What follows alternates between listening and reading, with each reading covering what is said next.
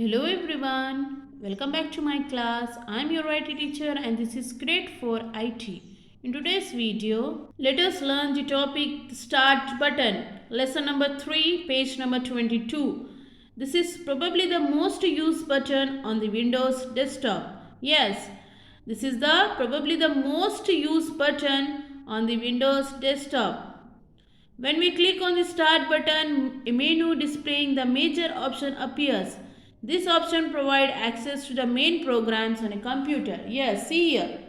So this is a figure starting a program. Okay. So Start button displaying the major option appears. These options provide access to the main programs on a computer. Okay. So this is the topic about the Start button.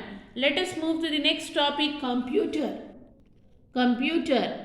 Using the computer folder, we can access all the folders and files stored in a computer. Okay, it is useful for finding, organizing, moving and copying files in a computer. Yes, using the computer folder, we can access all the folders and files stored in a computer. It is useful for finding, organizing, moving and copying files in a computer. Okay, when you double click on the computer folder, you will get the screen as shown in the given figure 3.6. Okay, so this is the figure Windows Explorer. Okay, so you can see these are the folders. Okay, folders. Okay, and these are the drives: local disk C, local disk D, local disk E. Okay, devices with removable storage, DVD, RW drive, F. Okay, so these are the drives. This is the left pane, this is the right pane. Okay, so when you double click on the computer folder, you will get the screen as shown in the figure. If you click, okay, when you click on the computer folder, you will get this screen. Okay, so this is a figure called Windows Explorer. Okay, let us come to the next topic, files and folders. Okay, file. What is a file? It is a collection of related information stored together on some storage device such as hard disk, CD, DVD or pen drive. As we keep important papers in a file, similarly any information in a computer is saved in a form of a file. Each file is given in a file name which help us to find the desired file. Okay, so yes, file is nothing but it is a collection of related information stored together on some storage devices. Okay, such as hard disk, CD, DVD or pen drive. Okay, if you want to save anything, you will save in a pen drive, CD or DVD. As we keep important papers in a file, similarly any information in the computer is saved in the form of a file. Each file is given a file name which help us to find the desired file. See here, this is the figure 3.7, files. These are the folders. Okay, this is file cabinet. Okay, this is file cabinet. These are the files and these are the folders. What is folder? What is folder? As we keep all our files in a file cabinet, similarly a folder in a computer is like a cabinet where we keep relevant files. A folder can hold other folders as well. A folder within a folder is called a subfolder. Okay, a folder within a folder is called a subfolder. Okay, so for what purpose we are using this? As we keep our files in file cabinet, in a similar way, a folder in a computer is like a cabinet where we keep relevant files. A folder can hold folders. Okay, a folder can hold other folders as well. Okay, a folder within a folder is called a subfolder. Okay, next topic, creating a file. Okay, the most common way to create a file is by using any application. Okay, so the most common way to create a file is by using any application software. Okay, so open MS Word, it start with a blank page. Okay, creating a file. Okay, how to create a file? Okay, so start typing text on the blank page. How to create a file? Okay, open MS Word, it start with a blank page. After opening, you have to start typing the text on the blank page. See here. This is the figure creating a file. Okay, after completing your work, save your file using office button. Okay, save your file using office button. This is the office button. In that you have to save as dialog box. See here, save as dialog box. Okay, so save option and type a file name in the save as dialog box. This creates a new file. Okay, so this creates a new file.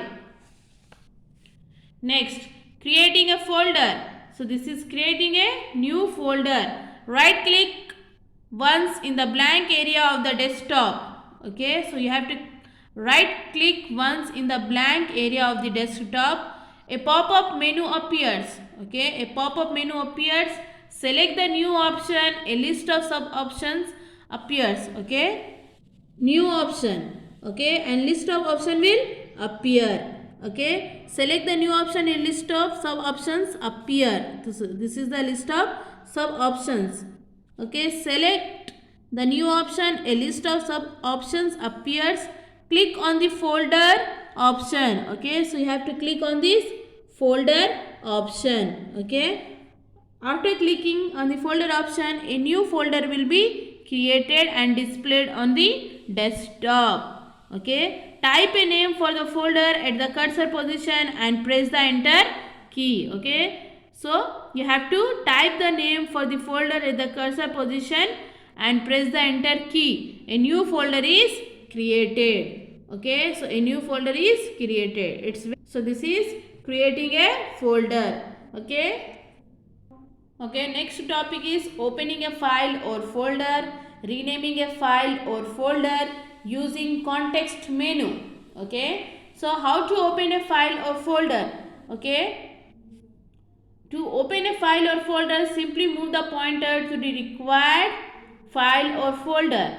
Okay, and double click on the file or folder will open and you can view its contents. Okay.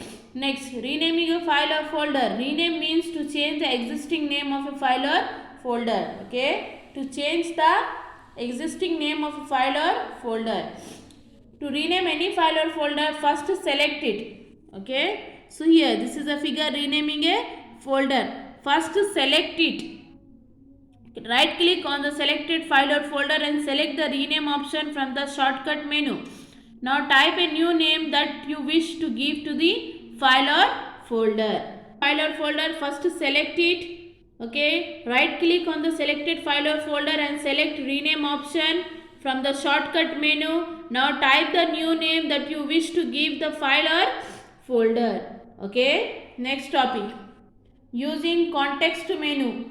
When you right click on any icon, a pop-up menu appears which is called context menu. Okay, which is called context menu. Okay, right clicking on the blank area of the desktop. Okay, right clicking on the blank area of the desktop. Okay, if you right click on the blank area of the desktop, will appear. Okay, so this is the figure. If you right click on the blank area, so like this it will appear. Okay, when you right click on the blank area of the desktop, you will see a menu with different options like personalize option at the bottom. So this is the personalize option at the bottom. Using this personalize option, you can change the background, setting of the desktop, screensaver, appearance of icons, menu message box, font color, etc. Okay, and can also give various visual effects to them.